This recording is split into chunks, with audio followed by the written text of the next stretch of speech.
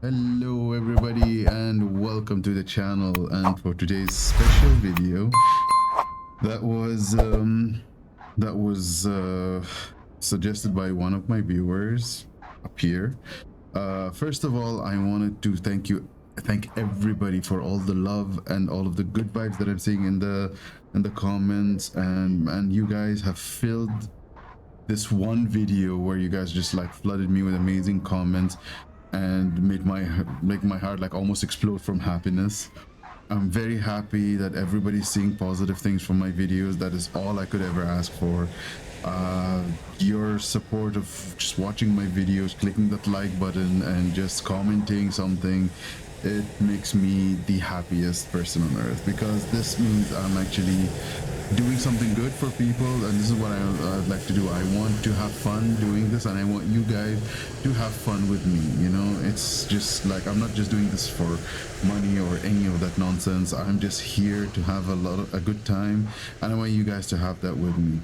And that's because I'm not streaming, of course, so this will be my way of doing these things, you know, through the videos and through us you know, going like talking about stuff in the comments.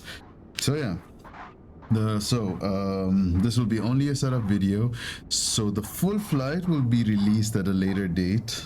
So when that one is released, I'm going to be linking it maybe in the end of the video. I'm not quite sure how I'm gonna set this up, honestly, because the next flight will be edited, I think, at a later date, so I'm gonna edit this as soon as I can.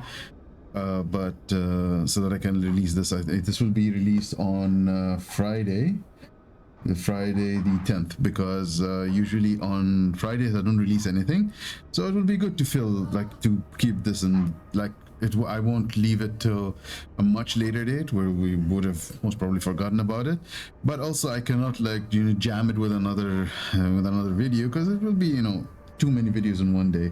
I don't want to release more than one. I already have like my other videos all set up and they're all scheduled.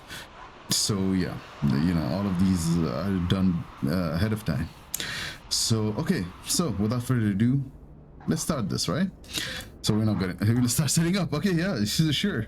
So without further ado, let's start setting up. It actually works. So in my setup, usually what you guys don't see before I start the video, because before I start talking, basically what I do is okay, so first, this is the Inibuilds A321. It comes with the Microsoft Flight Simulator 2024. Does not come in, it's not part of 2020 in any way. So they've got this one, and we've got the A330 200s and 300s and the Beluga, and the A330 300 passenger to freighter converter. And we got the A320 also from Inibuilds, same kind of setup, but I do believe the A320 has would come with the pitot covers. For some weird reason the A321 doesn't, but it's not a big problem. Also, the A330 comes with the pitot covers when we first started. So what I usually end up doing is I remove this and that. Okay, so we will remove the engine covers because, well, can't fly the plane with the engines covered. And the reason why I remove the chocks is just it's gonna be a headache to keep like switching from here to here and then here again and here again, because it's a switch, you know, between the you know, the what do you call it, the plane mode and the walk around mode, and you know, it's not a fun thing to do. Okay, so just let me say that, you know, I'm not gonna, like, once I'm done, oh okay, we need to do pushback, okay, I gotta come outside and remove it, because basically it cannot be added or removed from the EFB anymore, not as how it was in MSFS. Right, so now that we are okay, first of all, I have in the cockpit, this is now my number 1 view, and this number 2, then you got 3, I got this 4, 5, and this is 6. Now 7 to 0 are all my wing views, so this is 7, 8, 9, and 0. Okay, so this is how I set it up. This is how I like to. I did download, there are a lot of camera views on flightsim.to. You guys can check those out. However, I didn't really like them. I do my own custom views from those views. So basically I download them and I have, but usually none of them have like a proper, you know, these kind of views, because this is how I like to do it. I like to have the first 6 in the cockpit and the rest from 7 to 0 in the wings. So 2 wing views, 2 engine views and 2 wing views, because I, you know, you see like starting engine 1 or starting engine 2 and you guys see the rotating thing. So I like to set them up this way, you know, and those are like views that are basically outside the plane. These views are outside the plane, as you can see here. These views are not. These are not really inside, because once you go into the cabin, let me just show you. If you move back into the cabin, what happens is like you can't go back out, and it's just very stupid view. Like I don't want this. I want to go further, but it wouldn't allow you.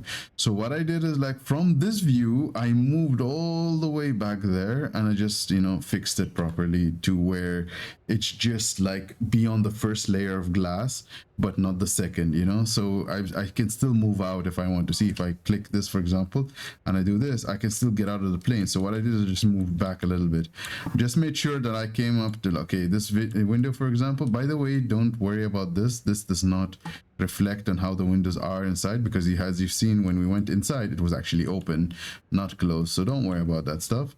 So just come back here, and yeah, and I've set it this way. Anyways, now first thing we do is we start the battery. See, the batteries, we check it. They said I think it should not be lower than 25% or something like that. So you start the batteries, make sure it's okay, and then just give this a start. And Runway, external awareness. power is there, so we Okay. start the external power. Meters. Now we give 40 seconds for the plane to start up completely. So once the power is there, I put the strobe lights on auto, and I put the nav lights on 1.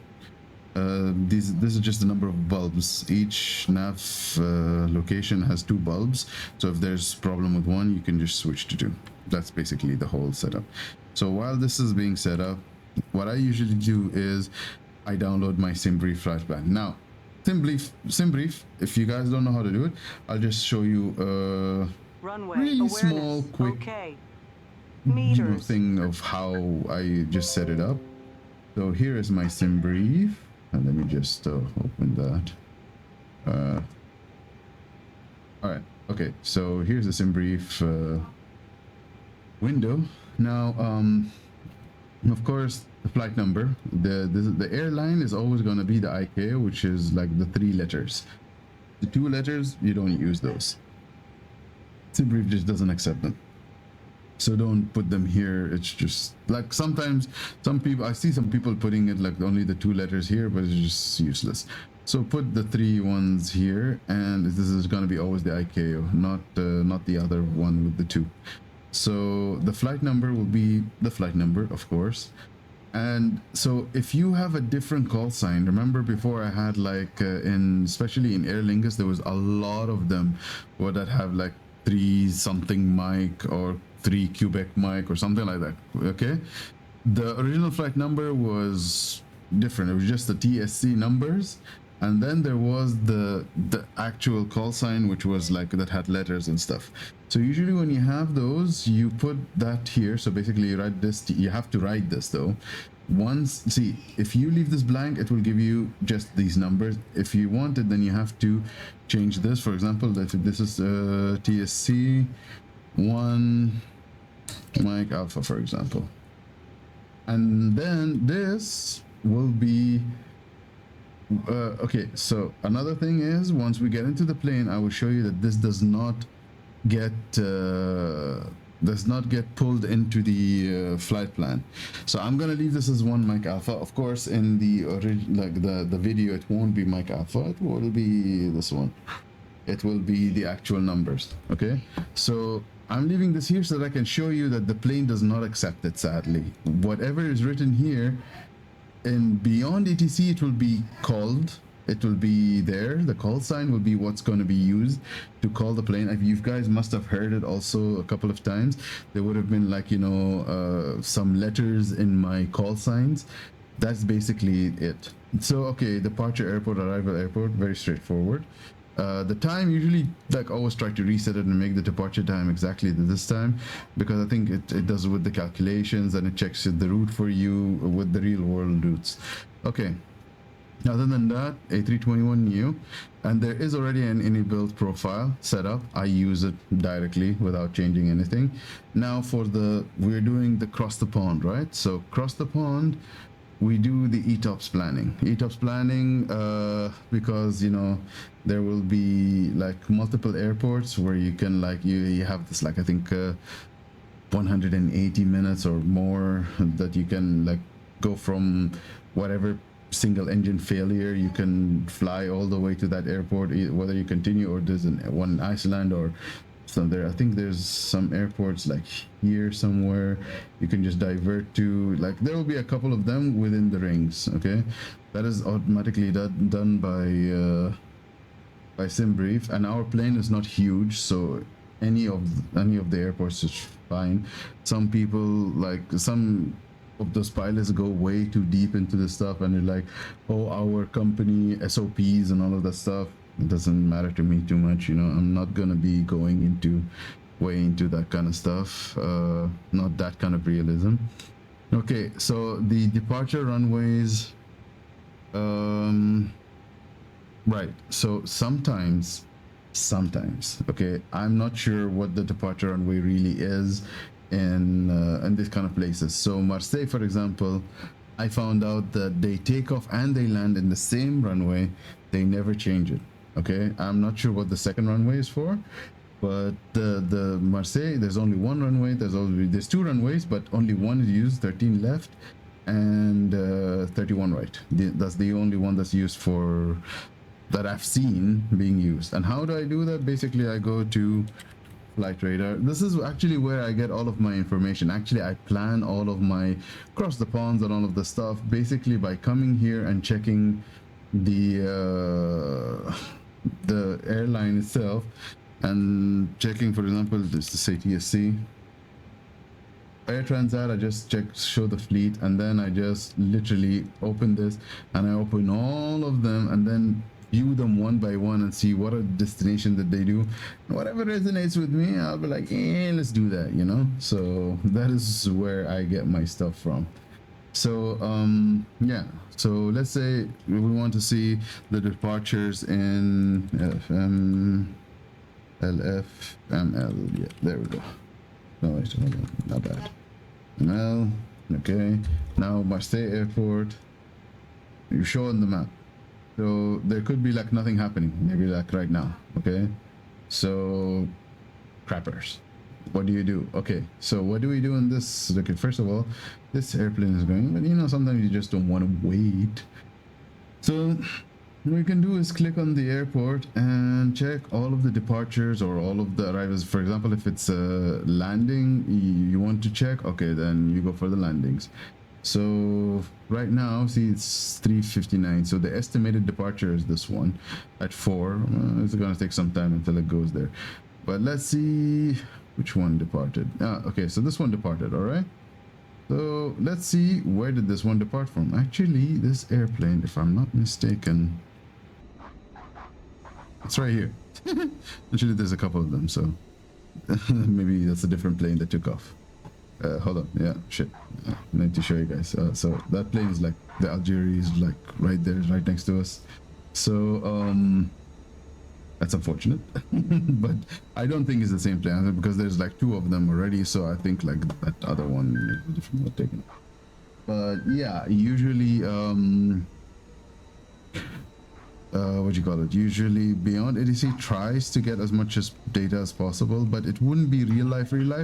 They say usually it's like a 24 hours kind of a thing. So they see what kind of flights took off, landed within the last 24 hours, and they would simulate them.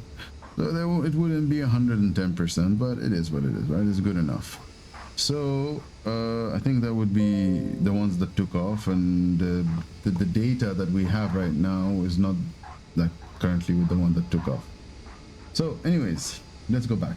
So flight planning, where am I? Where is it? Yeah, okay. So so yeah, see, it taxied all the way up here, It did not cross. It did not go anywhere. It did not go to this runway. Nobody goes to the runway. So this is the takeoff. Okay, let's go for the last arrival that came. Okay, so there's all the you know, they're all estimated. You can load earlier and you just, you know, click on the one that landed. 2 p.m. just 2 hours ago. Actually part of no scheduled arrival. No, it landed 3:55. So it landed 5 minutes ago, which is good. So it's quite a new one. So what you do, you go to the flight. Okay, and then once the data is loaded, you just click play. And okay, no, here. This is the landing runway. So where did it land? It landed exactly on this one. So sometimes, like in big airports, they would have both the runways active.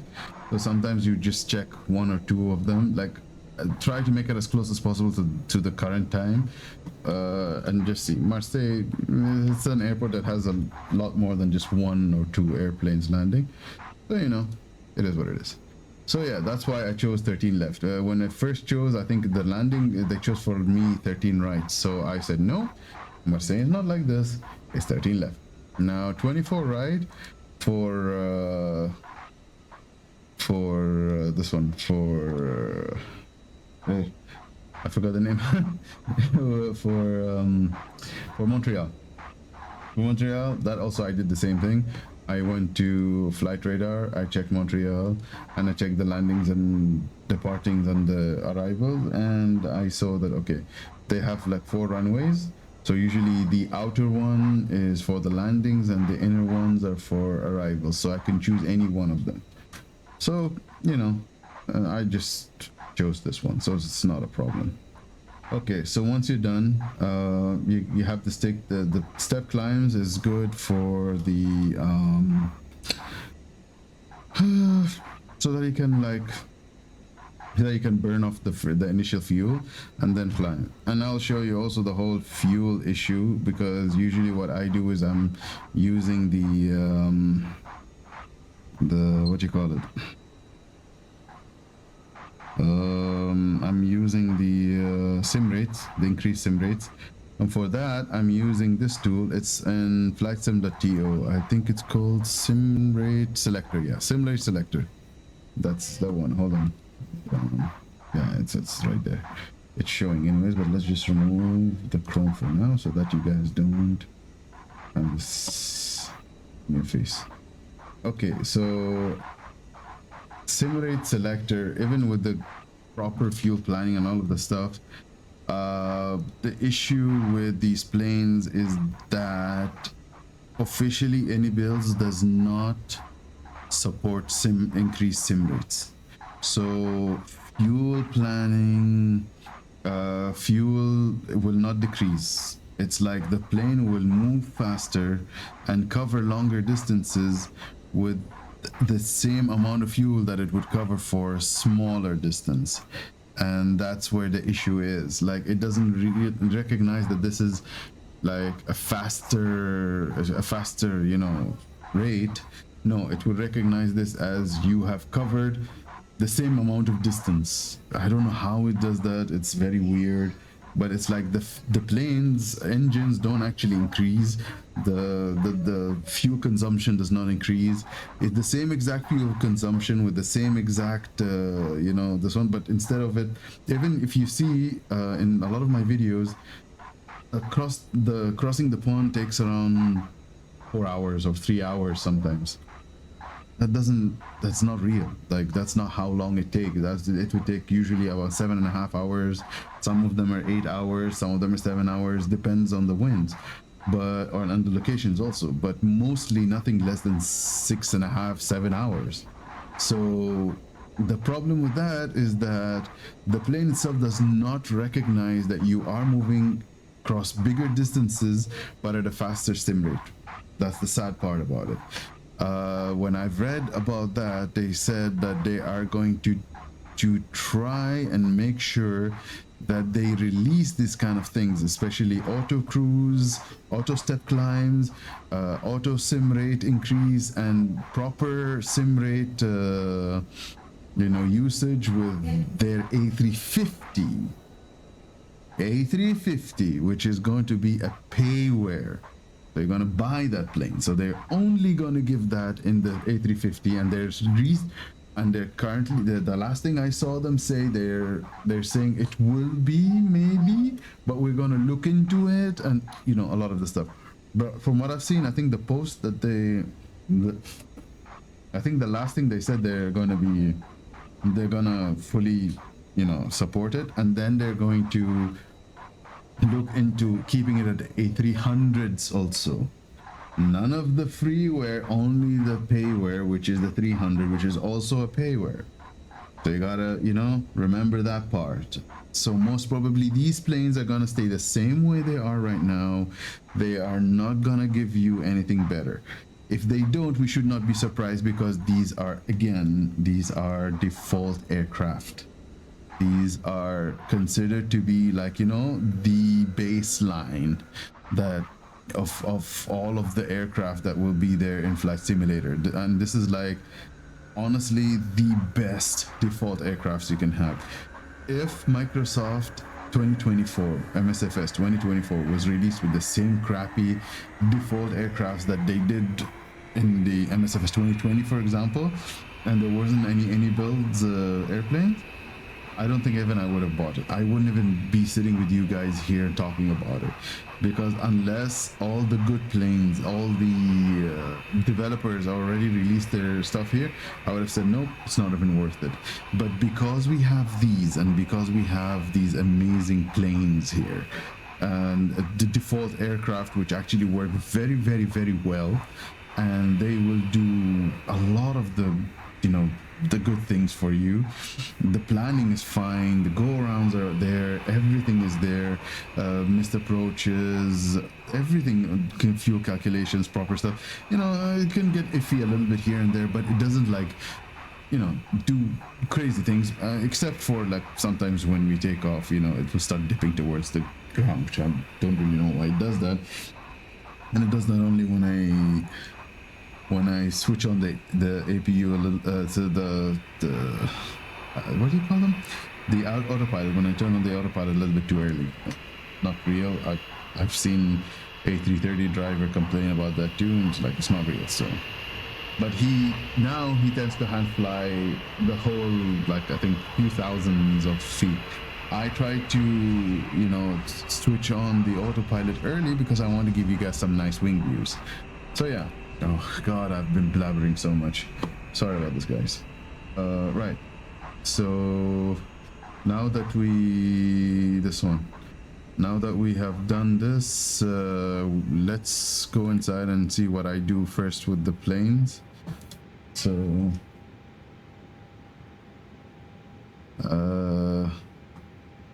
right, first things first, right? So okay, so what is, how cold is it? It's like 15 degrees.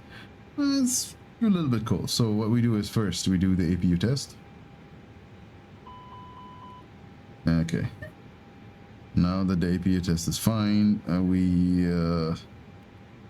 APU master on, wait 3 seconds, and then start the APU. Right after that, IRSs to nav mode, 1, 2, and then 3. Not 1, 2, 3. This is 1, this is 3, and this is 2. So 1, 2, and then 3. All right. So usually they start setting up the MCDU and stuff like that during this time. I like to just complete the overhead, which is basically, this is the evac button. Who can do it? The captain and the purser, or the captain only? I like to keep it only the captain. I don't care. Ground controlled. I do believe this is for the CVR, basically the cockpit voice recorder that records what we say in the cockpit. So they usually have to turn this on for it to record on the ground. Crew supply need to go on. I do believe this is the oxygen supply for the crew. If in case anything happened, they're going to use that. And here there's nothing. We would turn this on only in -degrees or like freezing temperatures, just because the probe might have accumulated any ice or something build up, so we would turn this on. Otherwise, you just leave it auto. It will go on once the engines are on. Now no smoking goes to auto. That's usually how I keep it. And seat belts are on. Now, the fuel pumps do not go on until you're done refueling, and the seatbelt signs remain off until also the same thing. Now, another thing, once the APU is running, which it is right now, we start a 3-minute timer.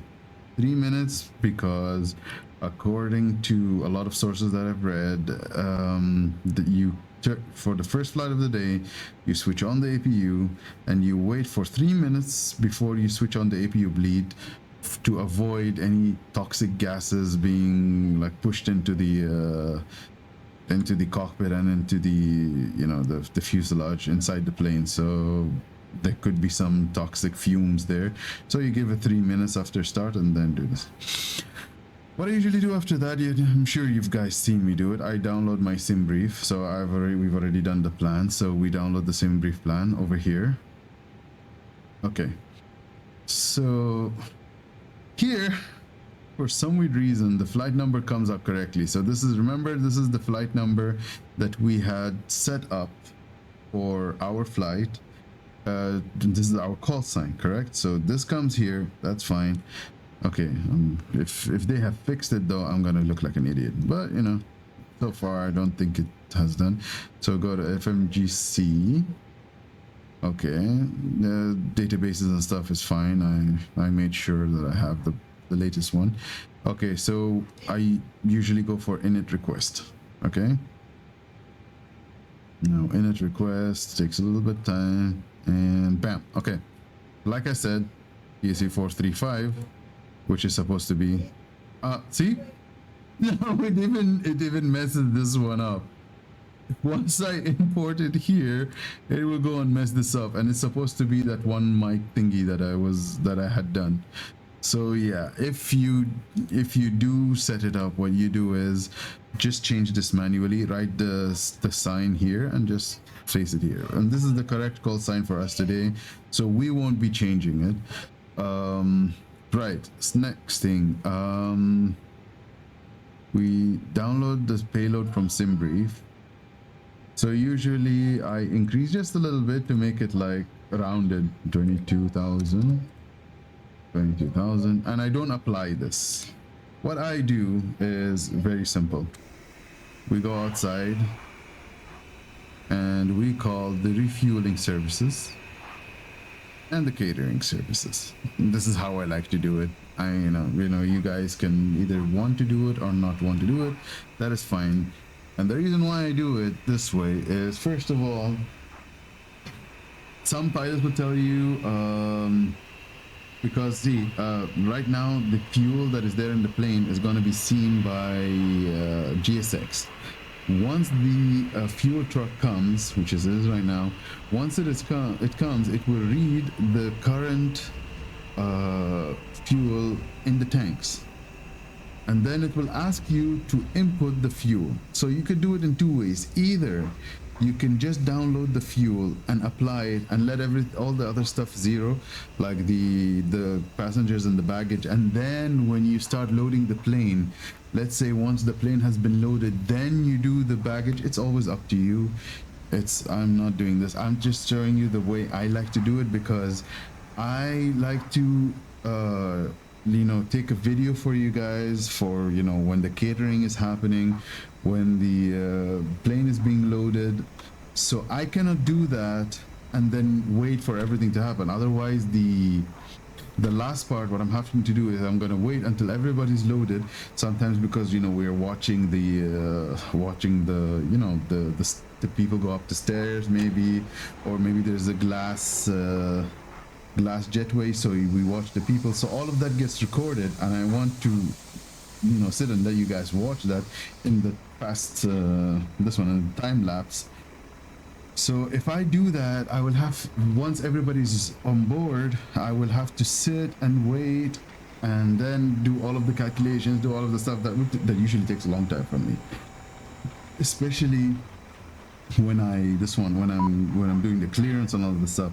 So I usually do all of the stuff in the beginning. After the catering is done, I do all of the setups inside the cockpit, finish everything, and then I just sit and watch the you know, to people being boarded, you know. So that's one way I usually do it. Another way, of course, is like usually like here, for example, if there's like, see, we're not going to see any passengers or anything. What I would do is that I would let this finish and record all of this, then go into the plane and just board the people, start the boarding. Okay, see, now it says like I need to use the EFB. So what I need to do right now real quick, go here, apply the load, instant. Now the entire load is up on the plane. All right. So, okay, before we move to the next one, I just need to record this, of course, because for my next video, you know, the whole time lapse thing that we were just talking about. So I will see you guys in a bit. Okay, so as you've seen here also, I have started the pushback, and the reason why I am just bringing it here because Hello, Captain. We are ready for pushback. This is a very real life kind of thing, you know, the option in GSX to connect the pushback tug while the boarding is happening. That is an actual thing. They usually bring in the tug while they're doing all of the setups and stuff like that. Usually even the ground power is connected, the AC is connected, everything, and the tug will be like waiting just right in front of the plane to start, you know, to be close to the plane so that, you know, once pushback is gonna happen, it happens.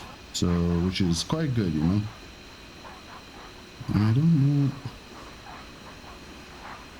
I think it would have been nice to park there, you know, like go and turn around and just stop here and then like, you know, this would be cool though.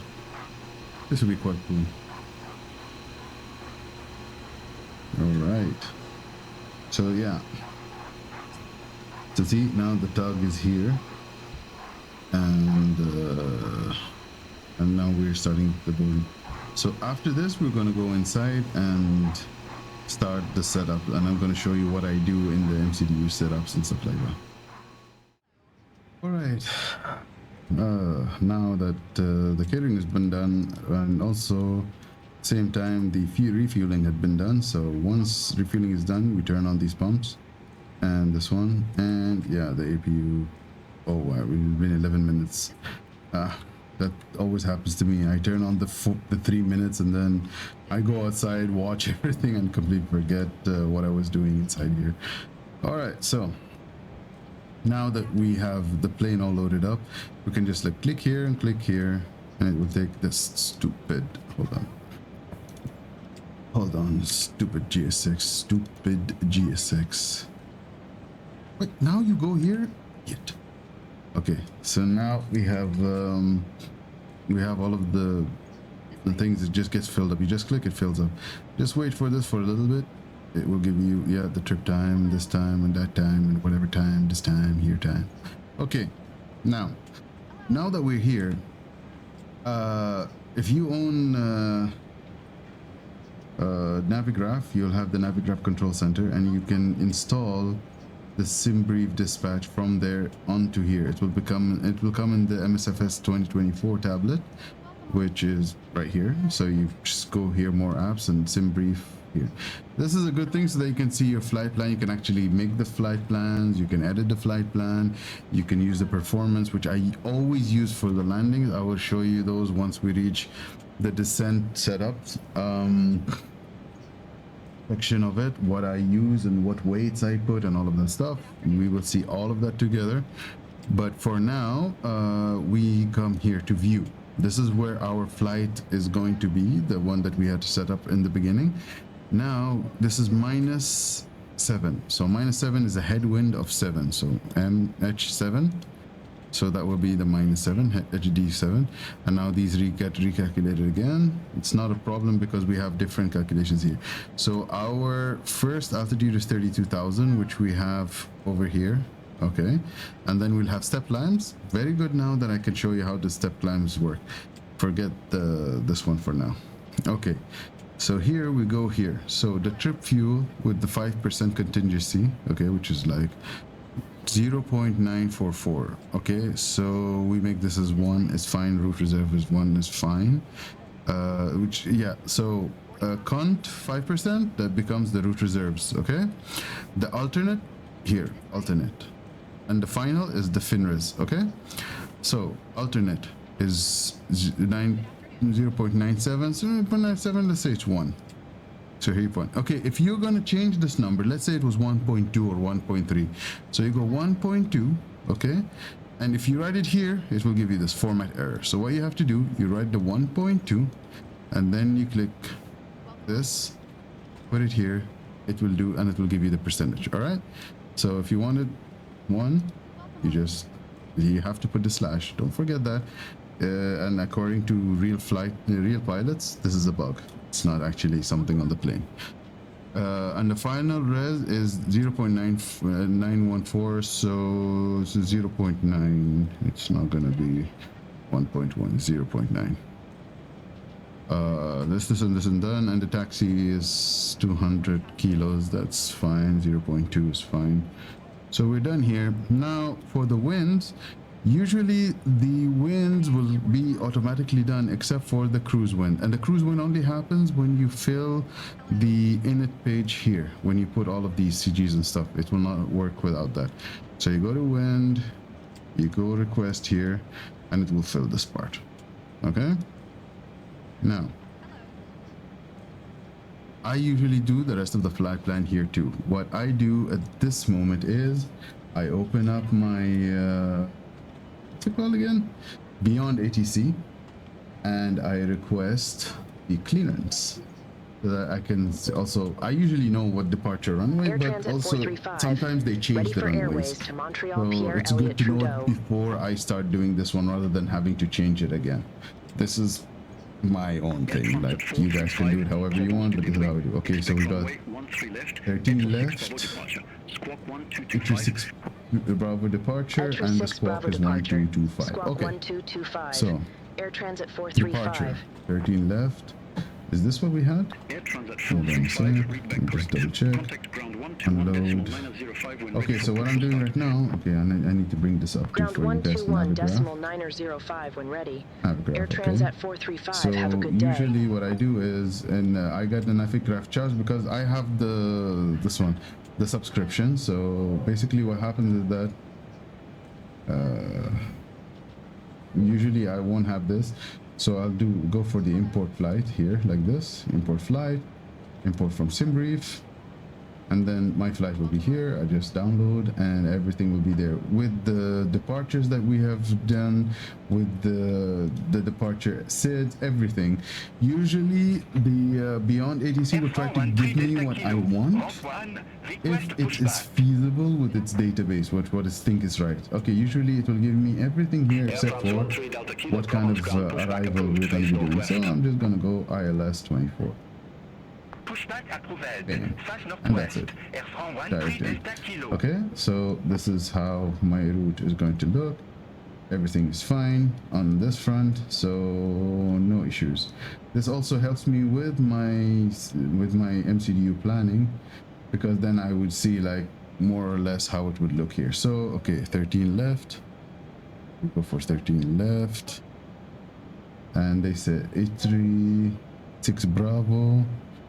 Let me just remove this so that you guys don't have this in the way for now. Beyond ATC graph gone. Okay, and then we insert, and then we look at the arrival, which we had chosen already before, which is 24 right, ILS 24 right, and the Ombre 2.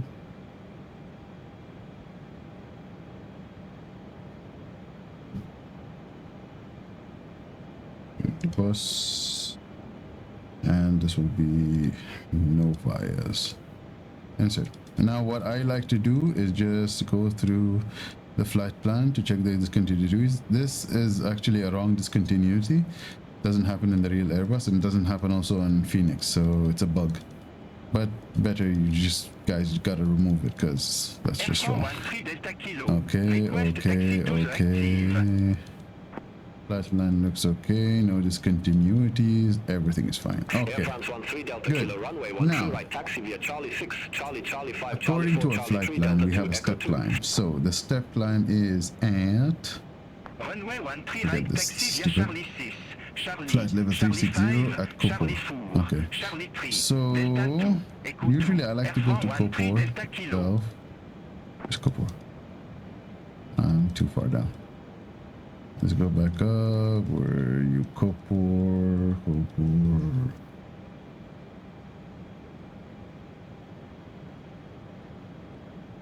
What the hell?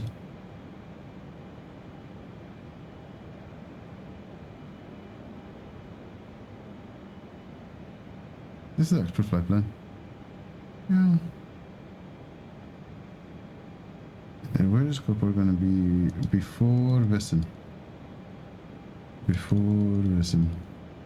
There, Kopo. Okay, so how do we do our step climbs? Very simple.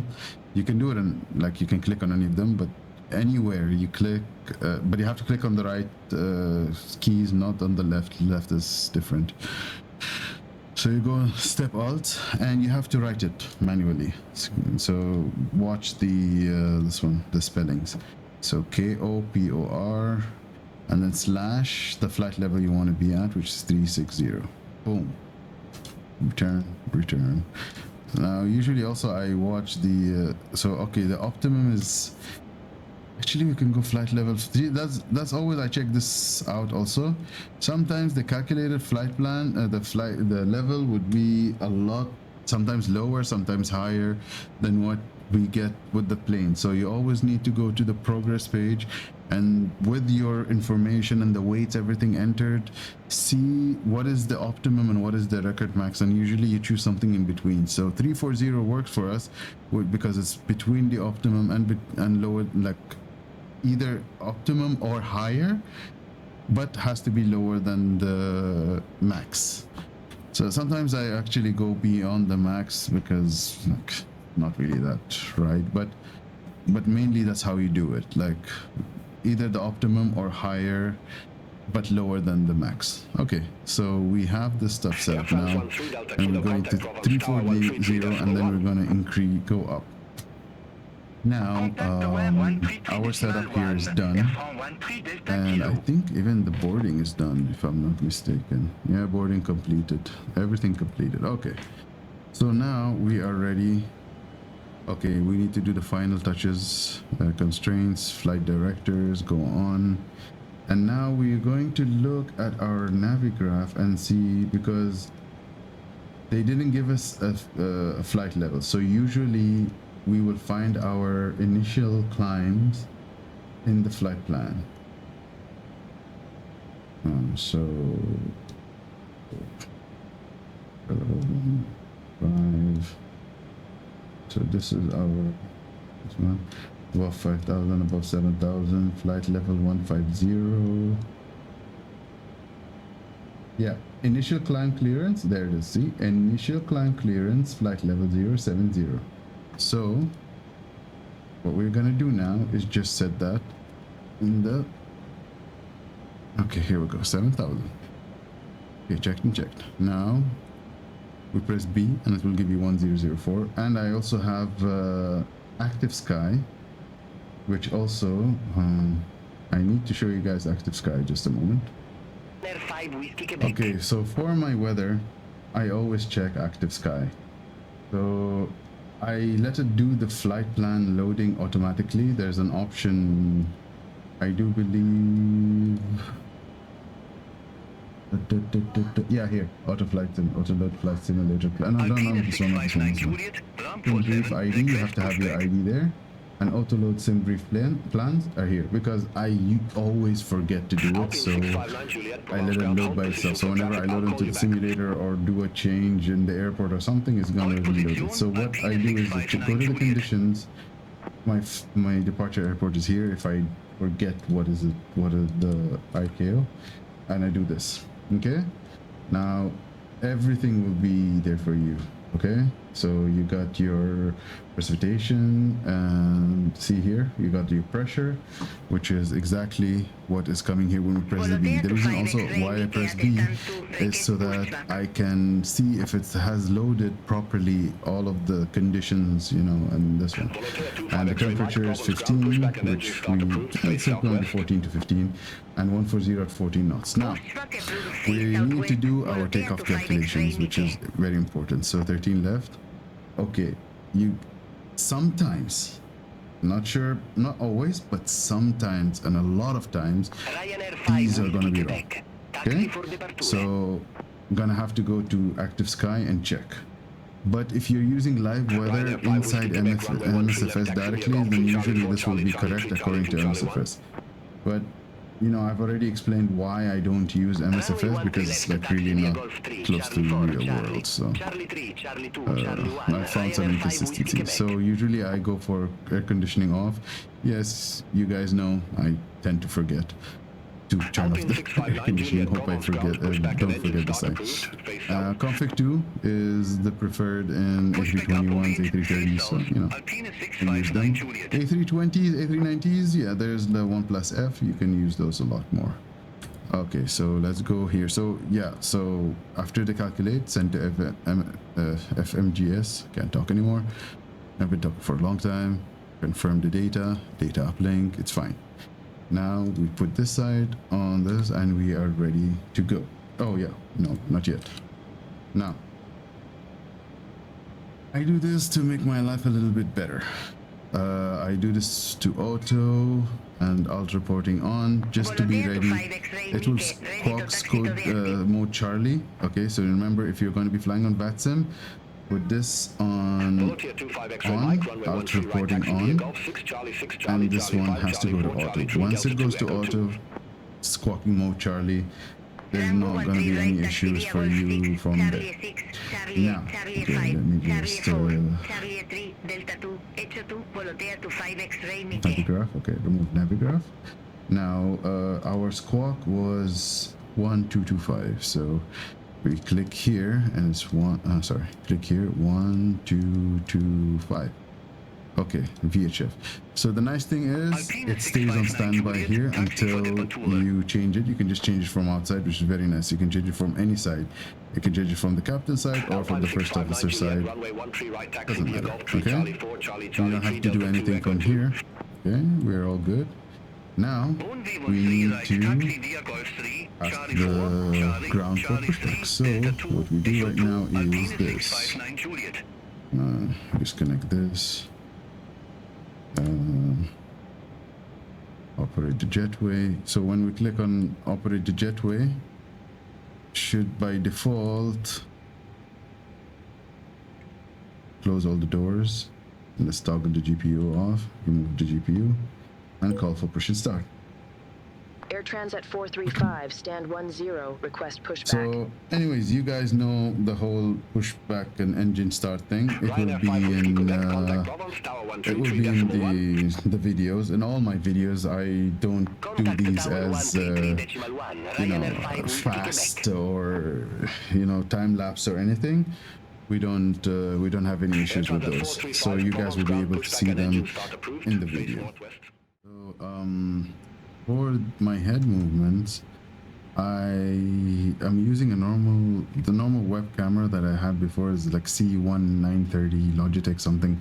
It was like $70 on Amazon before. When I first bought it, there was like a sale or something.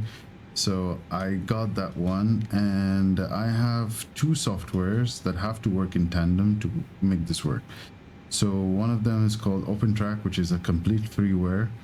It will read from like head tracking softwares.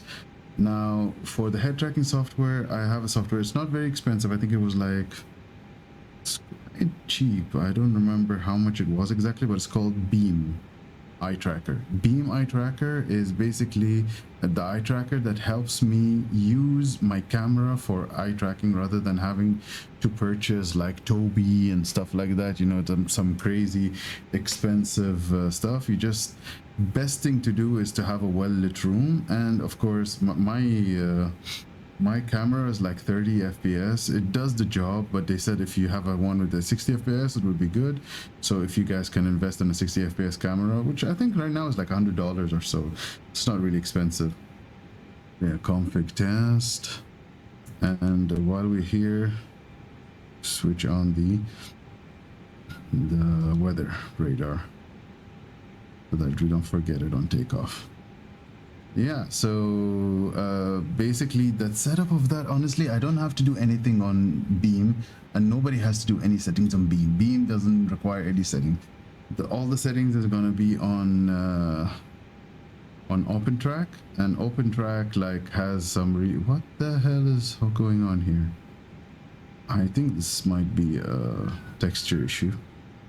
This can't be like how the runway, like the taxiway really looks at this point. I think this is just a mishap of taxiway. But anyways, so yeah, like the settings over there is pretty simple, and I do believe this guy flyby simulations, he does a really good video on that.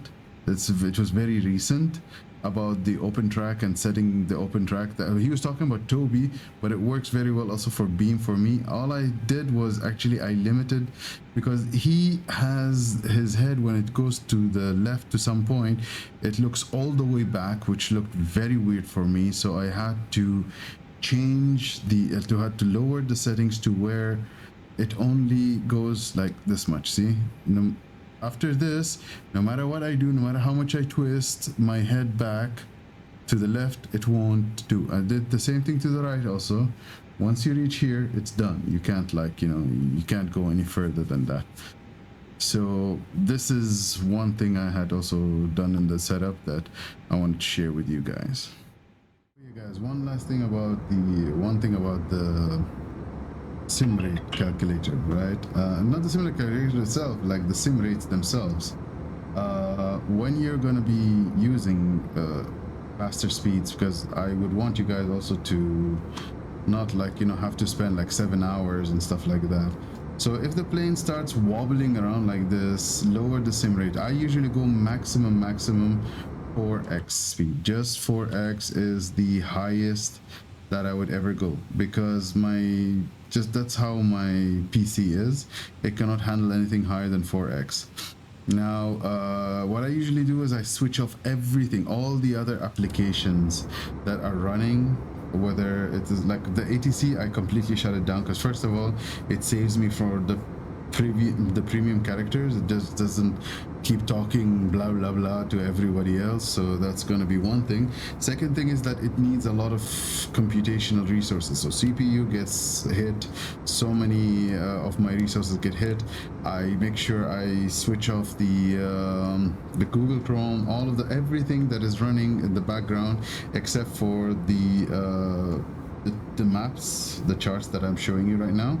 Google these maps, Navigraph maps, the charts, that is running, and the weather, which is going to be Active Sky or MSFS, Active Sky FS, that's what it's called, and that's about it. These are the only things running, and OBS of course, because I'm recording.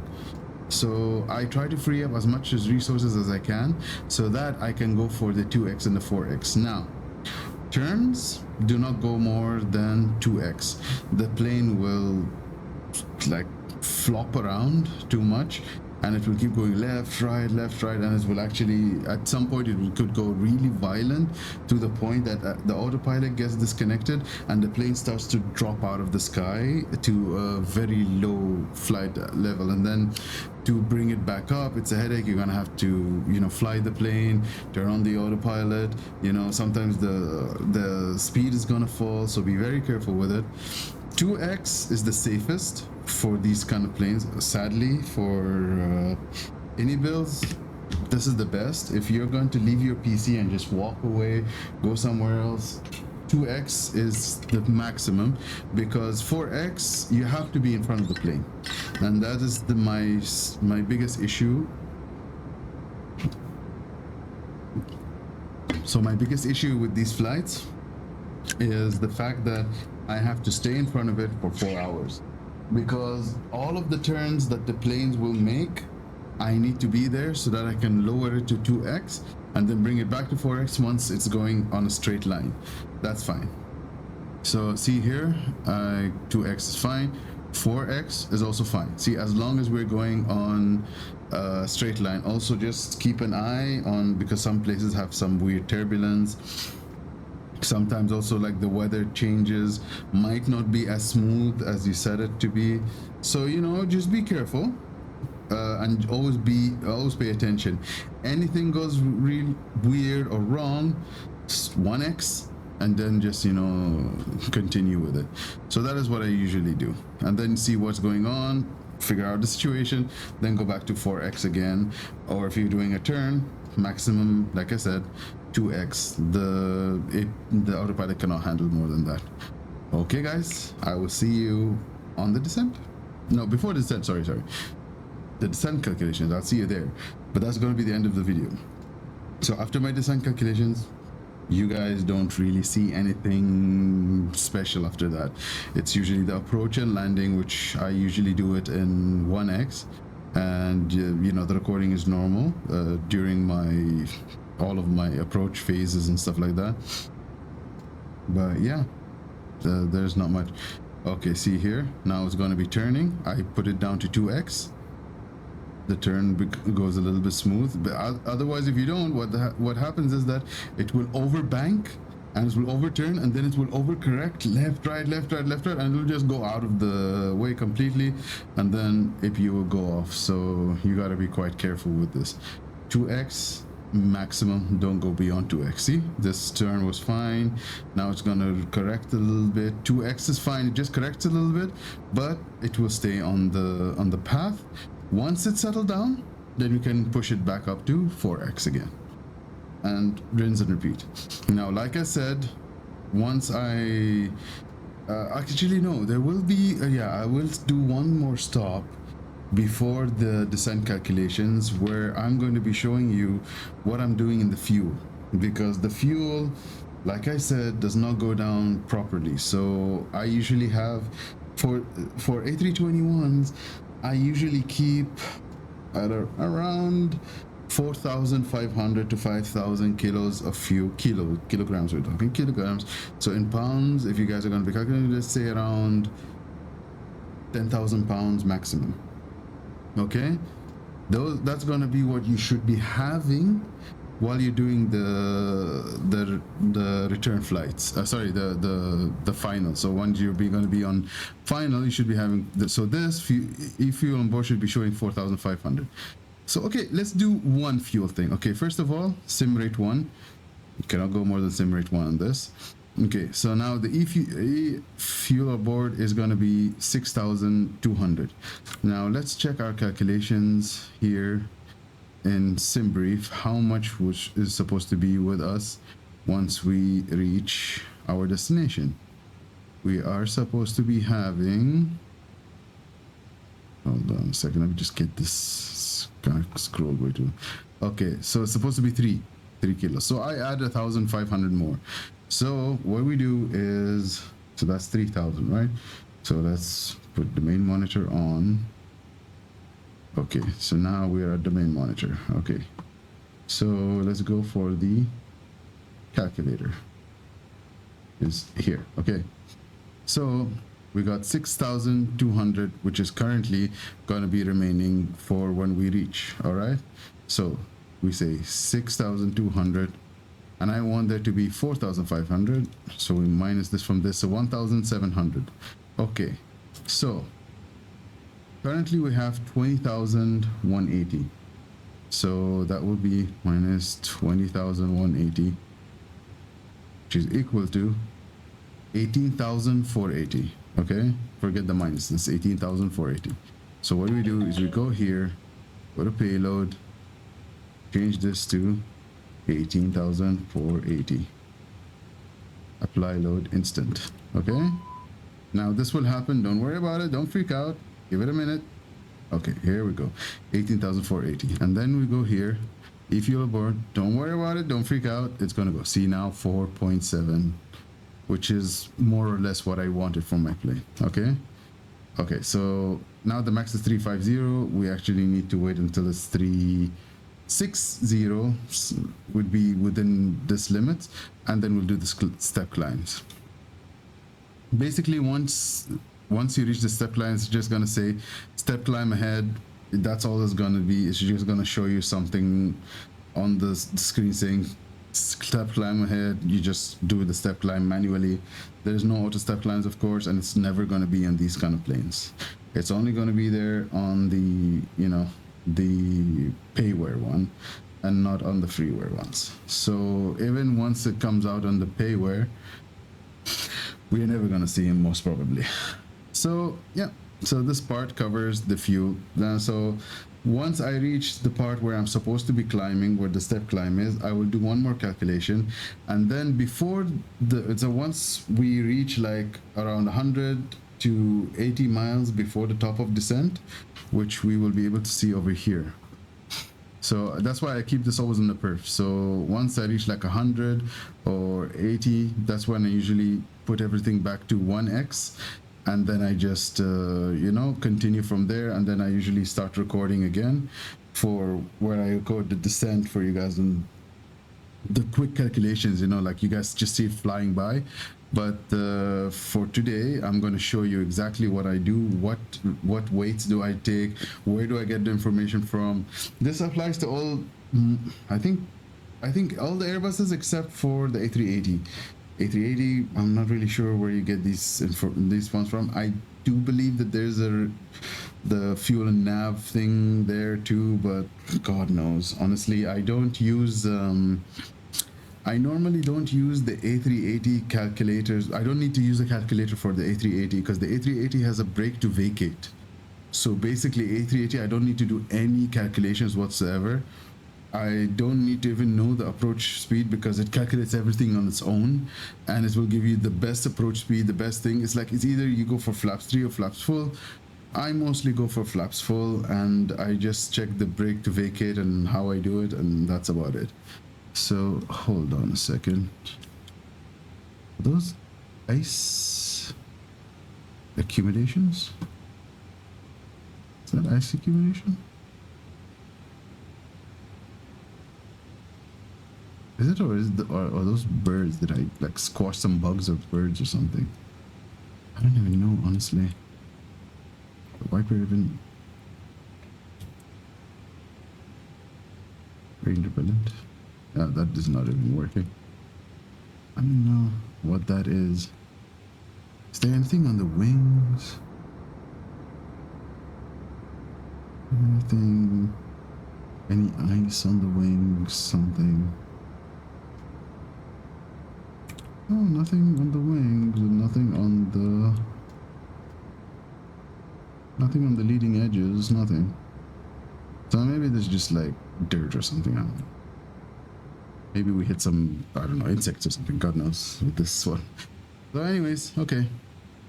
So I will meet you guys again with the calculations because, like I said, in Airbus A320 family, A330s, we don't have brake to vacate. We use the low medium. So and also we need to see like, okay, if I use flaps 30, where do I reach? If I use flaps full, do I need to use flaps full or something? In most cases, I use flap 30 for landings, especially because most of the runways I land on are usually long runways, so I don't need to use flaps full. Flaps full, it will if it's a much shorter runway and we need to brake a little bit quickly, so we don't want to use like higher brake settings for, you know, hot brakes and stuff like that. You know, we got to think about all of these things. So, but mainly for the runways we land in, especially in the international airports, flaps 3, most of the time brake low, and it's fine. And with also full reverse, you know, that's what you usually use. So okay, I'll see you guys during the descent. All right, everybody, now we have reached the destination data, top of descent kind of thing. Now we're going to do our top descent planning. Okay, what do we do? I always use for these ones, I actually, for all planes, I use this for as a calculator, sim brief. has the best landing calculator. I mean, for me, landing calculation is the best. So same thing. I just double checked that the weather here is the same, which is not the same actually. Check the weather. CYUL. I don't know. CYUL. I'm going to be checking the weather on my. Oh, okay. So it's 28011. See, and this is the reason why I use Active Sky, because the weather is exactly the same. 2992. Okay. So okay, now for the landing weight, we go and do this. So we take the zero fuel weight and add it to the FOB. So that's the remaining fuel on board once we're going to be landing at reaching to this one, Montreal. So let's calculate that. So 66.8 plus 4.5 equals 71,300. So 71,300, and our maximum landing weight will be 78,000. And of course, flaps 3. And then we calculate the distance. So auto brake low, very good. And we'll stop with a good margin. So that's good. So here will be auto brake low, activate that. And we change this to inches HG, and then set the arrival QNH from here, so that when we're coming to land, we just click this and it's ready. Okay, so 29.92, that's here. Then we have temperature is going to be -11. So there might be a chance that we're going to be needing to use the Guardian anti-ice. So let's see, maybe engine anti-ice or something. But there's no, it's not snowing, so we won't need to use much more than that, in case there's like fog or freezing fog or something like that. Okay, so config 3, and the barrel we're going to find from here. I think a lot of you guys should already know.